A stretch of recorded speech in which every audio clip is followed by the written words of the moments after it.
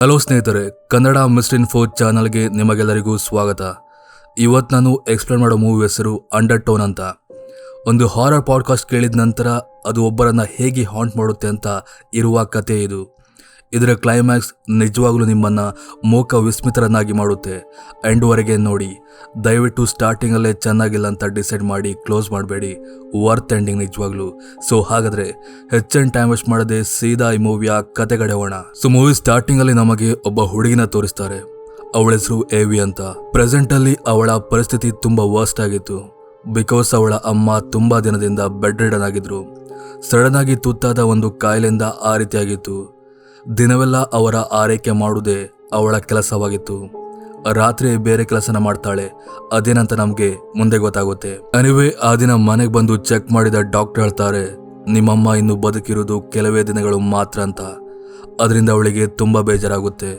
ಹಾಗೆ ರಾತ್ರಿ ಅವಳು ಅಮ್ಮಂಗೆ ಲಾಲಿ ಹಾಡು ಹಾಡಿ ಮಲಗಿಸ್ತಾಳೆ. ಅನಂತರ ಕೆಳಗಿನ ಫ್ಲೋರ್ಗೆ ಬಂದು ತನ್ನ ಕೆಲಸದ ಕಡೆ ಗಮನ ಕೊಡ್ತಾಳೆ. ಅಂದಾಗೆ ಅವಳ ಕೆಲಸ ಹಾರರ್ ಪಾಡ್ಕಾಸ್ಟ್ ಮಾಡೋದು.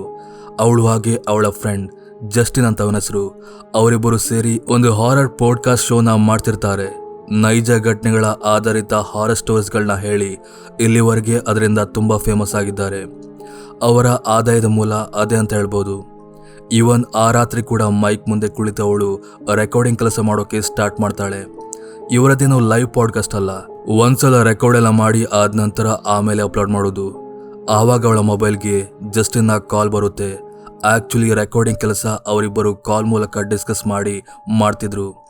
ಇವಿ ಕೇಳ್ತಾಳೆ, ಇವತ್ತು ಯಾವ ಸ್ಟೋರಿ ಬಗ್ಗೆ ರೆಕಾರ್ಡ್ ಮಾಡ್ತಿದ್ದೀವಿ ಅಂತ. ಬಟ್ ಅವನು ಅದ್ರ ಬದಲಾಗಿ ಅವಳ ಅಮ್ಮನ ಆರೋಗ್ಯವನ್ನು ವಿಚಾರಿಸ್ತಾನೆ. ಅದಕ್ಕೆ ರಿಪ್ಲೈ ಆಗಿ ಅವಳು ಇದ್ದ ವಿಷಯನ ಹೇಳ್ತಾಳೆ. ಇನ್ನೂ ಹೆಚ್ಚು ಕಾಲ ಇಲ್ಲ ಅವರಿಗಂತ. ಆ ಮಾತು ಕೇಳಿ ಅವನಿಗೆ ತುಂಬ ಬೇಜಾರಾಗುತ್ತೆ. ಅನಂತರ ಅವಳ ಬಾಯ್ ಫ್ರೆಂಡ್ ಬಗ್ಗೆ ಕೂಡ ಕೇಳ್ತಾನೆ. ಬಟ್ ಅದ್ರ ಬಗ್ಗೆ ಕೂಡ ಮಾತಾಡೋ ಇಂಟ್ರೆಸ್ಟ್ ಅವಳಿಗೆ ಇರಲ್ಲ. ಯಾಕಂದ್ರೆ ಅವ್ರ ಮಧ್ಯೆ ಇವಾಗ ಬ್ರೇಕಪ್ ಆಗಿ ಅವರಿಗೆ ಒಟ್ಟಿಗೆಲ್ಲ. ಅದಕ್ಕೋಸ್ಕರ ಅನಿವಿ ಅದಕ್ಕೆ ಈ ಜಸ್ಟಿನ್ ಕೂಡ ಜಾಸ್ತಿ ವರಿ ಮಾಡದೆ ಇವತ್ತಿನ ಟಾಪಿಕ್ ಕಡೆ ಬರುವಂತ ಮಾತ್ ಬದಲಾಯಿಸ್ತಾನೆ. ಜಸ್ಟಿನ್ ಹೇಳ್ತಾನೆ, ನಿನ್ನೆ ನಂಗೆ ಒಬ್ಬ ಅನ್ನೊಂದು ಪರ್ಸನ್ ಇಂದ ತುಂಬಾ ಫೈಲ್ಸ್ ಇರೋ ಇಮೇಲ್ ಬಂದಿತ್ತು. ಅದರಲ್ಲಿ 10 ಆಡಿಯೋ ರೆಕಾರ್ಡಿಂಗ್ ಇತ್ತು. ಮೊದಲಿಗೆ ನಾನು ಯಾರೋ ಸ್ಕ್ಯಾಮ್ ಮಾಡ್ಬೇಕಂತ ಇಲ್ಲ ತಮಾಷೆ ಮಾಡ್ಬೇಕಂತ ಕಳಿಸಿದ್ರೇನೋ ಅನ್ಕೊಂಡೆ. ಆದರೆ ಅದರಲ್ಲಿದ್ದ ಒಂದು ಆಡಿಯೋ ಕೇಳಿ ಗೊತ್ತಾಯಿತು ಅದ್ಯಾವುದೇ ಫೇಕ್ ಅಲ್ಲ ಅಂತ. ಅದರದೇ ತುಂಬ ಇಂಟ್ರೆಸ್ಟಿಂಗ್ ಆಗಿದೆ. ನಾವು ಅದರ ಬಗ್ಗೆ ಪಾಡ್ಕಾಸ್ಟ್ ಮಾಡಿದರೆ ಡೆಫಿನೆಟ್ ಆಗಿ ಹಿಟ್ ಆಗುತ್ತೆ, ನೀನು ಕೇಳು ಅಂತ ಫಸ್ಟ್ ಆಡಿಯೋನ ಪ್ಲೇ ಮಾಡ್ತಾನೆ. ಆ ಆಡಿಯೋ ಆ್ಯಕ್ಚುಲಿ ಒಂದು ಹ್ಯಾಪಿ ಕಪಲ್ದಾಗಿತ್ತು. ಹುಡುಗಿ ಹೆಸರು ಜೆಸ್ಸಾ, ಹುಡುಗನ ಹೆಸರು ಮೈಕ್. ಅದರಲ್ಲಿ ಮೈಕ್ ಜೆಸ್ಸಾಗೆ, ನೀನು ನೈಟ್ ಹೊತ್ತಲ್ಲಿ ನಿದ್ದೆ ಕಣ್ಣಲ್ಲಿ ಮಾತಾಡ್ತೀಯಾ, ನಾನು ಕಿವಿಯಾರೆ ಕೇಳಿದ್ದೀನಿ ಅಂದಾಗ ಅವಳ ಅವನ ಮಾತನ್ನು ಒಪ್ಪೋದಿಲ್ಲ. ಆಗ ಮೈಕ್ ಒಂದು ಚಾಲೆಂಜ್ ಆಗ್ತಾನೆ. ಇವತ್ತು ರಾತ್ರಿ ನೀವು ಮಲಗಿದ್ದಾಗ ನೀವು ಮಾತಾಡೋದನ್ನು ನಾನು ರೆಕಾರ್ಡ್ ಮಾಡ್ತೇನೆ, ಆವಾಗಾದರೂ ನಂಬ್ತೀಯ ಅಂತ. ಸರಿ ಅಂತ ಅವಳು ಕೂಡ ಚಾಲೆಂಜ್ನ ಎಕ್ಸೆಪ್ಟ್ ಮಾಡ್ಕೋತಾಳೆ. ಅಂತೂ ರಾತ್ರಿ ಆಗುತ್ತೆ. ಸುಮಾರೊಂದು 3 ಗಂಟೆ ವೇಳೆ ಜೆಸ್ಸಾ ನಿದ್ದೆ ಕಣ್ಣಲ್ಲಿ ಮಾತಾಡಲಿಕ್ಕೆ ಸ್ಟಾರ್ಟ್ ಮಾಡ್ತಾಳೆ. ಅವಳೊಂದು ಲಾಲಿ ಹಾಡಾಡ್ತಿದ್ಲು. ಅದಕ್ಕೋಸ್ಕರನೇ ಕಾಯ್ತಿದ್ದ ಈ ಮೈಕ್ಗೆ ತುಂಬ ಖುಷಿಯಾಗುತ್ತೆ. ಅವನು ಅದೇ ಕೂಡಲೇ ಅವಳ ಹತ್ತಿರ ಮೈಕ್ ತಗೊಂಡೋಗಿ ರೆಕಾರ್ಡ್ ಮಾಡಿ ಆಮೇಲೆ ನಾನು ಚಾಲೆಂಜಲ್ಲಿ ವಿನ್ ಆದೆ ಅಂತ ತುಂಬ ಖುಷಿಯಲ್ಲೇ ಮಲ್ಕೋತಾನೆ. ಅದಾಗಿ ಒಂದು ಸುಮಾರು ಹೊತ್ತಿನ ನಂತರ ಈ ಜೆಸ್ಸಾ ಅದೇ ಹಾಡನ್ನು ಹಾಡ್ತಾ ನಿದ್ದೆ ಕಣ್ಣಲ್ಲೇ ನಡೀತಾ ಸೀದಾ ಹೊರಗೆ ಹೋಗ್ತಾಳೆ. ಆವಾಗ ಈ ಜಸ್ಟಿನ್ ಸಡನ್ ಆಗಿ ಆಡಿಯೋನ ಪಾಸ್ ಮಾಡಿ, ನಿಂಗೇನಾದರೂ ಸ್ಟ್ರೇಂಜ್ ಆಗಿರೋದು ಕೇಳ್ತಾ ಅಂತ ಕೇಳ್ತಾನೆ. ಬಟ್ ಇವಳು ಇಲ್ಲ ಅಂತಾಳೆ. ಆಮೇಲೆ ಇವನು ಮತ್ತೆ ಪ್ಲೇ ಮಾಡ್ತಾಳೆ. ಆದರೂ ಕೂಡ ಅವಳಿಗೆ ಗೊತ್ತಾಗೋದಿಲ್ಲ. ಅದಕ್ಕೆ ಜಸ್ಟಿನ್ ಹೇಳ್ತಾನೆ, ಅವಳ ಬ್ಯಾಕ್ಗ್ರೌಂಡಲ್ಲಿ ಯಾರೋ ಮಕ್ಕಳು ಕೂಡ ಹಾಡೋದು ಕೇಳಿ ಬರ್ತಿದೆ. ಅವಳು ಆ ಸಾಂಗ್ನ ಉಲ್ಟಾ ಹಾಡ್ತಿದ್ದಾಳೆ, mic kill all, mic kill all ಅಂತ. ಅದಲ್ಲದೆ ಇದರಲ್ಲೇನೋ ಮಿಸ್ಟ್ರಿ ಇದೆ ಅಂತ. ಅದಕ್ಕೆ ಎವಿ ಹೇಳ್ತಾಳೆ, ಯಾವ ಮಿಸ್ಟ್ರಿ ಕೂಡ ಇಲ್ಲ, ಮಕ್ಕಳನ್ನ ಮಲಗಿಸೋಕೆ ಆ ಹಾಡನ್ನ ಹಾಡೋದಷ್ಟೇ. ಆದ್ರೆ ಈ ಜಸ್ಟಿನ್ಗೆ ಆ ಹಾಡಿನ ಹಿಂದಿರೋ ಒಂದು ಭಯಾನಕವಾದ ಕತೆ ಗೊತ್ತಿರುತ್ತೆ. ಅವನ ಕತೆನ ಅವಳ ಹತ್ತಿರ ಹೇಳ್ತಾ ಹೋಗ್ತಾನೆ. ಹಿಂದಿನ ಕಾಲದಲ್ಲಿ ಒಬ್ಬ ರಾಜನ ಹೆಂಡತಿ ಒಂದು ಬ್ರಿಡ್ಜ್ನ ಕಟ್ತಿದ್ಲಂತೆ. ಬಟ್ ಅವಳಿಗೆ ಮುಂದೆ ಗೊತ್ತಾಗುತ್ತೆ ಮುಂದೆ ಒಂದಿನ ಈ ಬ್ರಿಡ್ಜ್ ಬೀಳುತ್ತೆ, ಅದರಿಂದ ತುಂಬಾ ಜನರ ಸಾವಾಗುತ್ತೆ ಅಂತ. ಅದನ್ನ ತಪ್ಪಿಸೋಕೆ ಅವಳು ಶೈತಾನನ ಪೂಜೆ ಮಾಡ್ತಾಳೆ. ಅದಕ್ ಬದಲಾಗಿ ಆ ಸೈತಾನ್ 11 ಮಕ್ಕಳ ಬಲಿ ಕೇಳುತ್ತೆ.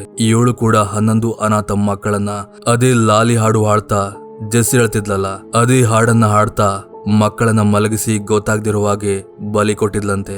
ಆದ್ರೆ ಇವಿಗೆ ಈ ಕತೆಗಳ ಮೇಲೆಲ್ಲ ನಂಬಿಕೆ ಬರಲ್ಲ. ಅವಳು ಹೇಳ್ತಾಳೆ, ಇವನ್ ನಾನು ಕೂಡ ಅಮ್ಮನ ಮಲಗಿಸೋಕೆ ಹಾಡು ಹೇಳ್ತಿದ್ದೆ, ಅದನ್ನ ಮುಂಚೆ ನನ್ನ ಅಮ್ಮ ನನ್ನ ಮಲಗಿಸೋಕೆ ಹಾಡ್ತಿದ್ರು ಅಂತ. ಆವಾಗ ಜಸ್ಟಿನ್ ಹೇಳ್ತಾನೆ, ನೀನು ಕೂಡ ಹಾಡನ್ನು ಉಲ್ಟಾ ಮಾಡಿ ಹಾಡಿ ನೋಡು, ಅದರಲ್ಲೂ ಏನಾದರೂ ಸಿಗ್ಬೋದಂತ.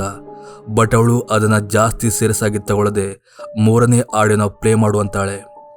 ಅದರಲ್ಲಿ ಆ ದಿನ ಜೆಸ್ಸಾ ಹಾಗೆ ಮೈಕ್ ಗಾಢವಾದ ನಿದ್ದೆಯಲ್ಲಿ ಮಲಗಿದ್ದಾಗ ಜೆಸ್ಸಾಗೆ ಏನೋ ಶಬ್ದ ಕೇಳಿ ಬಂದು ಭಯದಲ್ಲಿ ಅದೇ ಕೂಡಲೇ ಮೈಕ್ನ ಎಬ್ಬಿಸಿ ಹೇಳ್ತಾಳೆ, ನಿಂಗೇನಾದರೂ ಶಬ್ದ ಕೇಳ್ತಿದ್ಯಾ?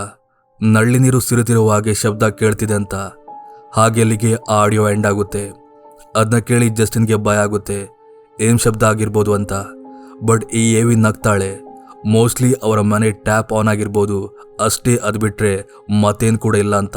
ಆವಾಗ ಶಾಕಿಂಗ್ಲಿ ಈ ಏವಿ ಹಿಂದೆ ಯಾವುದೋ ನೆರಳು ಬಂದಾಗ ಆಗುತ್ತೆ. ಇವಳು 2-3 ಸಲ ಆಚೆ ನೋಡೋದು ಈಚೆ ನೋಡೋದೆಲ್ಲ ಮಾಡಿ ಅವಳಿಗೆ ರೆಕಾರ್ಡ್ ಮಾಡೋ ಇಂಟ್ರೆಸ್ಟೇ ಹೋಗುತ್ತೆ. ಇವತ್ತಿಗಿಷ್ಟು ಸಾಕು, ಉಳಿದ ಆಡಿಯೋ ನಾಳೆ ಕೇಳಿ ರೆಕಾರ್ಡ್ ಮಾಡುವಂತ ಹೇಳ್ತಾಳೆ. ಇವನು ಕೂಡ ಸರಿ ಅಂತ ಅಲ್ಲಿಗೆ ಆವತ್ತಿನ ಸೆಷನ್ನ ಎಂಡ್ ಮಾಡ್ತಾನೆ. ಅದರ ನೆಕ್ಸ್ಟ್ ಡೇ ಬೆಳಿಗ್ಗೆ ಈ ಏವಿ ಅಮ್ಮನ ಆರೈಕೆ ಮಾಡ್ತಿದ್ದಾಗ ಅವಳಿಗೆ ಅಲ್ಲಿ ಹಿಂದೆ ಆಡಿಯೋದಲ್ಲಿ ಕೇಳಿದ ಅದೇ ನೀರಿನ ಶಬ್ದ ಕೇಳುತ್ತೆ, ಟಪ್ ಟಪ್ ಅಂತ. ಬಟ್ ಅವಳು ಅದನ್ನ ಇಗ್ನೋರ್ ಮಾಡ್ತಾಳೆ. ಆಮೇಲೆ ಅವಳಿಗೆ ತಾನು ಪ್ರೆಗ್ನೆಂಟ್ ಆಗಿರೋ ವಿಷಯ ಗೊತ್ತಾಗುತ್ತೆ. ಅದರಿಂದ ಅವಳು ಇನ್ನೂ ಕೂಡ ಟೆನ್ಸ್ ಆಗ್ತಾಳೆ. ಬಾಯ್ ಫ್ರೆಂಡ್ ಬೇರೆ ಇಲ್ಲ, ಏನು ಮಾಡೋದಂತ ತುಂಬ ಬೇಜಾರಾಗ್ತಾಳೆ. ಹಾಗೆ ಆ ಬೇಜಾರಿಂದ ಹೊರಬರ್ಬೇಕಂತ ಥಿಂಕ್ ಮಾಡ್ತಿರುವಾಗ ಅವಳಿಗೆ ಜಸ್ಟಿನ್ ಹೇಳಿದ ಮಾತು ನೆನಪಾಗುತ್ತೆ, ಅಮ್ಮಂಗೆ ಹೇಳಿದ ಹಾಡನ್ನು ಉಲ್ಟಾ ಮಾಡಿ ನೋಡುವಂತ. ಅವಳು ಹಾಗೆ ಮಾಡಿ ನೋಡಿದಾಗ ಅಲ್ಲವಳಿಗೆ ರಕ್ತ ಹರಿತಾ ಇದೆ ಅನ್ನೋ ವರ್ಡ್ ಸಿಗುತ್ತೆ. ಆಮೇಲೆ ಅವಳಮ್ಮ ವರ್ಷಗಳ ಹಿಂದೆ ಕಳಿಸಿದ ಕೆಲವು ಮೆಸೇಜ್ಗಳನ್ನ ನೋಡಿ ಅದನ್ನ ಕೂಡ ಉಲ್ಟಾ ಮಾಡಿ ನೋಡ್ತಾಳೆ. ಅದರಿಂದನೂ ಅದೇ ವರ್ಡ್ ಸಿಗುತ್ತೆ. ಇವಳು ನಿಜವಾಗ್ಲೂ ಅರ್ಥ ಆಗುದಿಲ್ಲ ಇದೆಲ್ಲ ಏನಂತ. ಆಮೇಲೆ ಕೊನೆಗೂ ರಾತ್ರಿಯಾಗಿ ಅವರಿಬ್ಬರು ಮತ್ತೆ ಆ ರೆಕಾರ್ಡಿಂಗ್ ಸೆಷನ್ನ ಸ್ಟಾರ್ಟ್ ಮಾಡ್ತಾರೆ. ಇಲ್ಲಿವರೆಗೆ ಅವರಿಬ್ಬರು 3 ಆಡಿಯೋ ಕೇಳಿದ್ರು, ಇವಾಗ 4ನೇದು ಅಂತ ಜಸ್ಟಿನ್ ಅದನ್ನ ಪ್ಲೇ ಮಾಡ್ತಾನೆ. ಅದರಲ್ಲಿ ಜಸ್ಸಾ ಮೈಕ್ಗೆ ತಾನು ಪ್ರೆಗ್ನೆಂಟ್ ಆಗಿರೋ ವಿಷಯನ ಹೇಳ್ತಾಳೆ. ಅದರಿಂದ ಮೈಕ್ಗೆ ತುಂಬ ಖುಷಿಯಾಗುತ್ತೆ. ಈ ಜಸ್ಸಾಗೆ ಒಂದು ಆಸೆ ಇತ್ತು, ಅದೇನಂದ್ರೆ ನಮ್ಗೇಗೋ ಮುಂದೆ ಮಗುವಾಗುತ್ತಲ್ಲ, ನಾವ್ಯಾಕೆ ಈಗಲೇ ಒಂದು ಡಾಲ್ ಹಿಡ್ಕೊಂಡು ಪ್ರಾಕ್ಟೀಸ್ ಮಾಡಬಾರ್ದಂತ. ಮೈಕ್ಗೆ ಮೊದಲು ಇಷ್ಟ ಆಗುದಿಲ್ಲ, ಅದೆಲ್ಲ ಮಕ್ಕಳಾಟ ಬೇಡ ಅಂತ. ಆದರೆ ಲಾಸ್ಟಲ್ಲಿ ಅವಳ ಹಠಕ್ಕೆ ಮಣಿದು ಅವನು ಕೂಡ ಒಪ್ಕೋತಾನೆ. ಹಾಗೆ ಆ ಆಡಿಯೋಲಿಗೆ ಎಂಡ್ ಆಗುತ್ತೆ. ಆಮೇಲೆ ನೆಕ್ಸ್ಟ್ ಆಡಿಯೋ ಪ್ಲೇ ಮಾಡ್ತಾನೆ. ಈ ಆಡಿಯೋ ತುಂಬ ಇಂಟ್ರೆಸ್ಟಿಂಗ್ ಆಗಿದೆ. ಅದರಲ್ಲಿ ಆ ರಾತ್ರಿ ಅವರಿಬ್ಬರು ಗಾಢವಾದ ನಿದ್ದಲಿದ್ದಾಗ ಸಡನ್ ಆಗಿ ಡೋರ್ ನಾಕ್ ಶಬ್ದ ಆಗುತ್ತೆ. ಅದಕ್ಕೆ ಹೆದರಿ ಮಲಗಿದ್ದ ಇಬ್ಬರೇ ಕೂಡ ಎಚ್ಚರವಾಗುತ್ತೆ. ಈ ಮೈಕ್ ಸ್ವಲ್ಪ ಧೈರ್ಯ ತಗೊಂಡು ಹೊರಗೋಗಿ ಚೆಕ್ ಮಾಡ್ತಾನೆ. ಬಟ್ ಅಲ್ಲಿ ಯಾರು ಕೂಡ ಎದ್ದಿರೋದಿಲ್ಲ. ಆಮೇಲೆ ಹಾಗೆ ಬಂದು ಮಲಗ್ತಾರೆ. ಅದಾದ ನಂತರ ಯಾವುದೇ ಶಬ್ದ ಆಗುದಿಲ್ಲ. ಶಾಕಿಂಗ್ ವಿಷಯ ಏನಪ್ಪ ಅಂದ್ರೆ ಆಡಿಯೋಲಿ ದಪ್ ಅಂತ ಶಬ್ದ ಆಗ್ತಿದ್ದಾಗ ಇವನ್ ಈ ಕಡೆ ಏವಿ ಮನೇಲಿ ಕೂಡ ಅದೇ ರೀತಿ ಶಬ್ದ ಎಲ್ಲ ಕೇಳಿ ಅದು ಕೆಲವೇ ಸೆಕೆಂಡ್ಗೆ ನಿಂತೋಗಿತ್ತು. ಅಫ್ಕೋರ್ಸ್ ಇವನ್ ಅದನ್ನು ಕೂಡ ಇವಳು ನೆಗ್ಲೆಕ್ಟ್ ಮಾಡಿದ್ಲು. ಎನಿವೇ ಇನ್ನು ಆ 5ನೇ ರೆಕಾರ್ಡ್ ಇನ್ನು ಪ್ಲೇ ಆಗ್ತಾನೆ ಇದೆ. ಅದರ ನೆಕ್ಸ್ಟ್ ಡೇ ಬೆಳಿಗ್ಗೆ ಮೈಕ್ ಆಗಿ ಜಸ್ಸಾ ರಾತ್ರಿಯಾದ ಘಟನೆ ಬಗ್ಗೆ ಡಿಸ್ಕಸ್ ಮಾಡ್ತಾರೆ. ಮೋಸ್ಟ್ಲಿ ಯಾರದೋ ನೇಬರ್ಸ್ ಕೆಲಸ ಇರಬೇಕು ಅಂತ. ಆಮೇಲೆ ರಾತ್ರಿ ಆಗುತ್ತೆ. ಆ ರಾತ್ರಿ ಮತ್ತೆ ಈ ಜಸ್ಸಾ ನಿದ್ದೆ ಕಣ್ಣಲ್ಲಿ ಮಾತಾಡ್ತಿದ್ಲು, ಓಜಾನೀಮಾ ಅಂತ. ಹಾಗೆ ಅಲ್ಲಿಗೆ ಆಡಿಯೋ ಎಂಡ್ ಆಗುತ್ತೆ. ಈ ಇವಿ ಹಾಗೆ ಜಸ್ಟಿನ್ಗೆ ಓಜಾನೀಮಾ ಅಂದ್ರೆ ಏನಂತ ಅರ್ಥ ಆಗೋದಿಲ್ಲ. ಅದನ್ನ ರಿವರ್ಸ್ ಮಾಡಿ ನೋಡಿದಾಗ ಗೊತ್ತಾಗುತ್ತೆ ಅದರ ಅರ್ಥ ಕಮೀನ್ ಆಬಿಯೋಸ್ ಅಂತ. ಸೊ ಈ ಜಸ್ಟಿನ್ ಅದೇ ಕೂಡಲೇ ಆಬಿಯೋಸ್ ಅಂದ್ರೆ ಯಾರು ಅಂತ ಸರ್ಚ್ ಆಗ್ತಾನೆ. ಅವನಿಗೆ ಗೊತ್ತಾಗುತ್ತೆ ಅದೊಂದು ಸೈತಾನನ ಹೆಸರು. ಓಜಾನಿಮಾ ಒಂದು ಆ ಡೆವಿಲ್ನ ಕರೆಯೋಕಿರುವ ಮಂತ್ರ ಇದ್ದಾಗೆ. ಅದು ಜಾಸ್ತಿಯಾಗಿ ಪ್ರೆಗ್ನೆಂಟ್ ಆಗಿರೋ ಮಹಿಳೆ ದೇಹನ ಹೊಕ್ಕಿ ಅವರ ಮಗುವನ್ನ ತಿಂದ ನಂತರ ಅವ್ರ ಮೂಲಕ ಹಲವಾರು ಕೊಲೆಗಳನ್ನ ಮಾಡುತ್ತೆ ಅಂತ. ಈ ಜಸ್ಟಿನ್ಗೆ ಬಾಯಾಗ್ಲಿಕ್ಕೆ ಸ್ಟಾರ್ಟ್ ಆಗುತ್ತೆ. ಬಟ್ ಏವಿ ಅದನ್ನೆಲ್ಲ ನಂಬಲಿಕ್ಕೆ ಹೋಗಲ್ಲ. ಸದ್ಯಕ್ಕೆ ಸೆಷನ್ನ ಇಲ್ಲಿಗೆ ನಿಲ್ಲಿಸುವ, ಉಳಿದಿದ್ ನಾಳೆ ಅಂತ ಏವಿ ಅಲ್ಲಿಂದ ಎದ್ದೋಗ್ತಾಳೆ. ನೆನಪಿರ್ಲಿ, ಇಲ್ಲಿವರೆಗೆ 5 ಆಡಿಯೋ ಆಗಿದೆ, ಇನ್ನು 5 ಬಾಕಿ ಇದೆ. ಎನಿವೇ ಅದರ ನೆಕ್ಸ್ಟ್ ಡೇ ಏವಿಗೆ ಬೇರೆ ಯಾವುದೋ ಕೆಲಸ ಇಲ್ದಿರುವುದರಿಂದ ಅವಳು ಆ ಓಜಾನಿಮಾ ಆಡಿಯೋನ ಮತ್ತೆ ಕೇಳ್ತಾಳೆ. ಖಾಲಿ ಕೇಳುವುದಲ್ಲದೆ ಅವಳು ಆ ವರ್ಡ್ನ ಬಾರಿ ರಿಪೀಟ್ ಮಾಡ್ತಿದ್ಲು. ಒಂದ್ ಲೆಕ್ಕದಲ್ಲಿ ಹೇಳ್ಬೇಕಂದ್ರೆ ಅವಳಿಗೆ ಗೊತ್ತಿಲ್ಲದೆ ಆ ಡೆವಿಲ್ನ ಅವಳು ಕರೆದ್ಬಿಟ್ಟಿದ್ಲು. ಆಗ ಸಡನ್ ಆಗಿ ಲೈಟ್ ಎಲ್ಲ ಫ್ಲಿಕ್ಕರ್ ಆಗ್ಲಿಕ್ಕೆ ಸ್ಟಾರ್ಟ್ ಆಗುತ್ತೆ. ಅದರ ಮಧ್ಯೆ ಏವಿಗೆ ಆ ಬಾಗಿಲ ಸಂದಿಲಿ ಒಬ್ಬ ಮಹಿಳೆಯ ಆಕೃತಿ ನಿಂತಿರೋದು ತೋರಿ ಬಂದು ಒಮ್ಮೆಲೆ ಹೆದರಿ ಹೋಗ್ತಾಳೆ. ನೋಡಿದ್ರೆ ಅದು ಅವಳ ಕಣ್ಣಂತ ಒಂದು ಕನಸಾಗಿತ್ತಷ್ಟೇ. ಎನಿವೇ ಅದಾದ ನಂತರ ಇಬ್ಬರು ಮತ್ತೆ ಸೆಷನ್ಗೆ ಕೂತ್ಕೋತಾರೆ.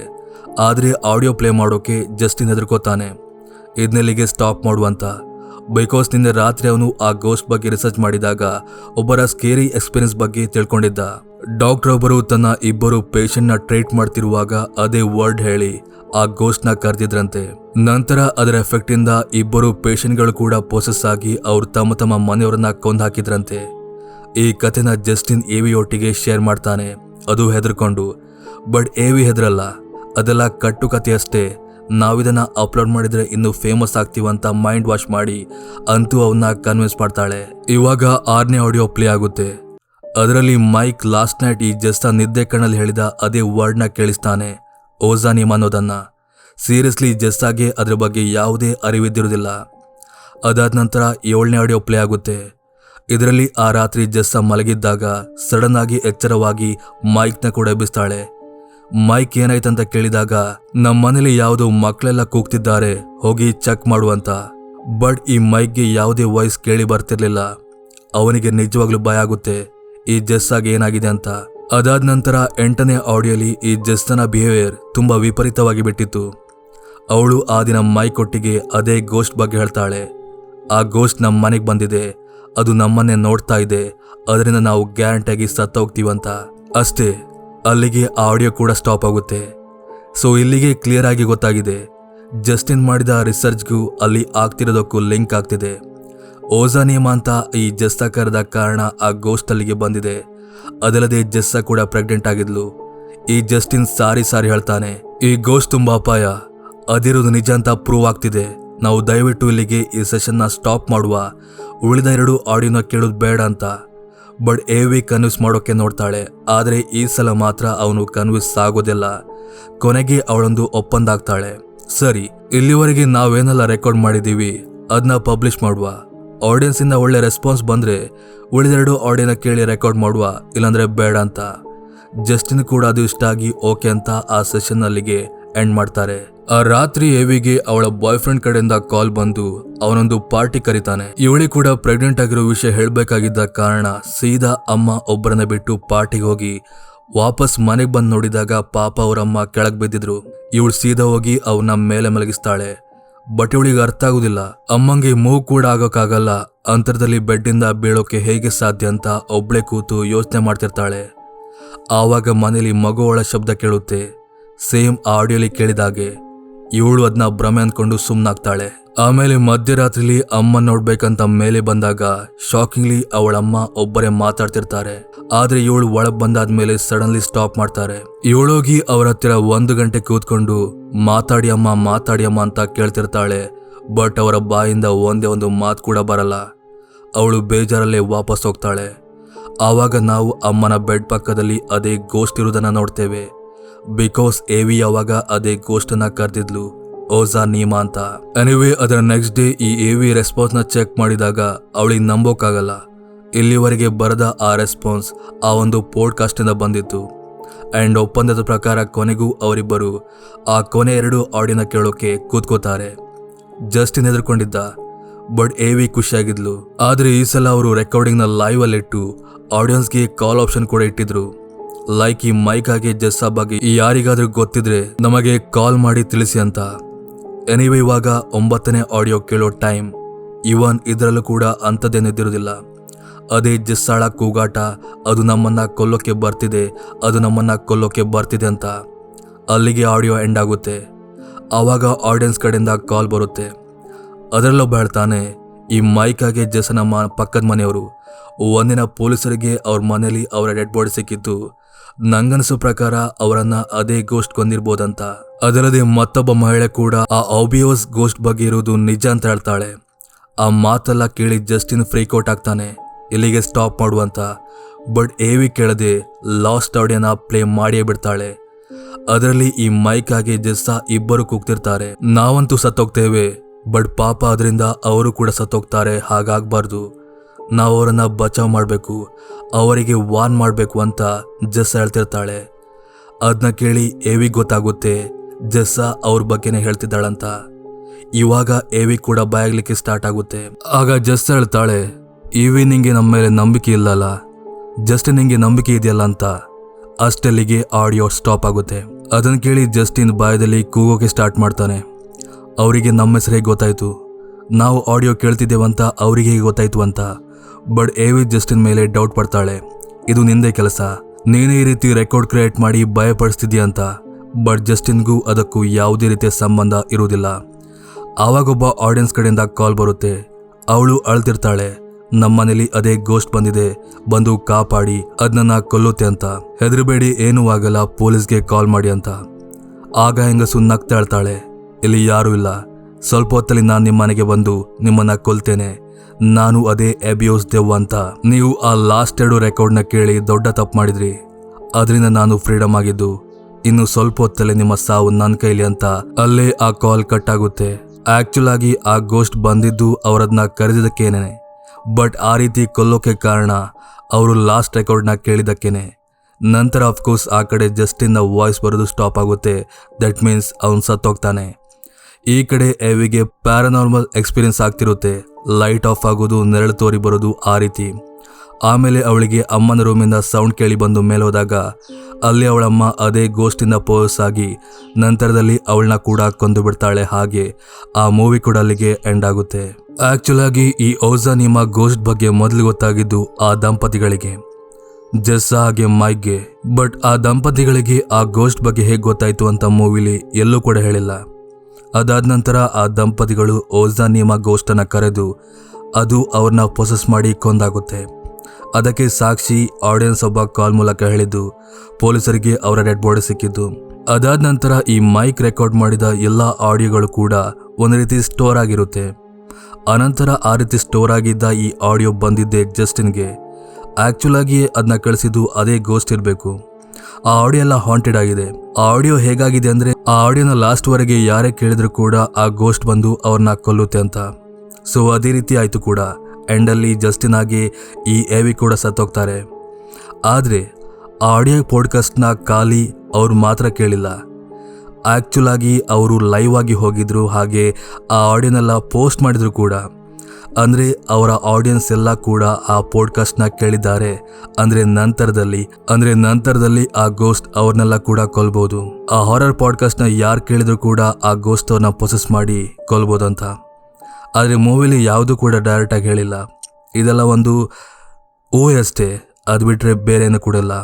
ಸೊ ನಿಮಗೆ ಈ ಮೂವಿ ಅರ್ಥ ಆಯ್ತು ಅನ್ಕೋತಾ ಇಲ್ಲಿಗೆ ಸ್ಟಾಪ್ ಮಾಡ್ತೀನಿ.